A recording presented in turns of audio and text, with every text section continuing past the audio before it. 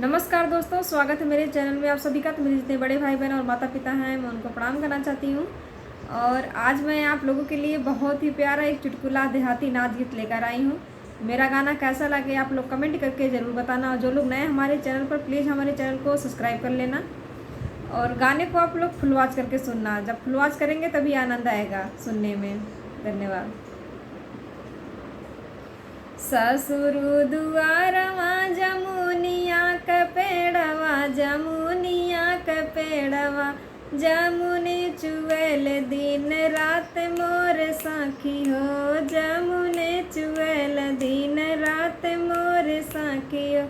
ससुरु दुआरवा जमुनिया क पेड़वा, जमुनिया क पेड़वा, जमुने चुएल दिन रात मोर साखी हो, जमुने चुएल दिन रात मोर साखी हो। जमुनी बिनन हम जगली बिनु सरवा, अर गैली बिनु सरवा, ससुरु जी भेजन पहरेदार मोर साखी हो, ससुरु जी भेजन पहरेदार मोर साखी हो।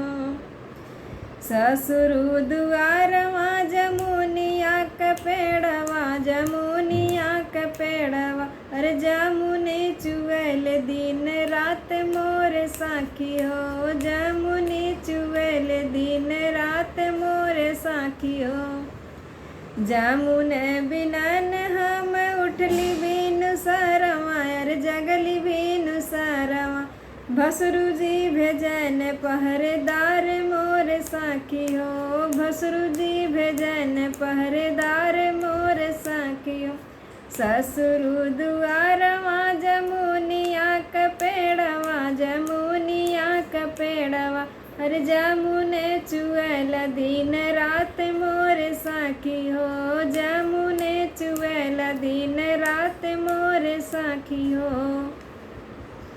जमुने बिनन हम उठली बिनु सरवा, अरे जगली बिनु सरवा, देवरु जी भेजन पहरेदार मोर साखी हो, देवरु जी भेजन पहरेदार मोर साखी हो।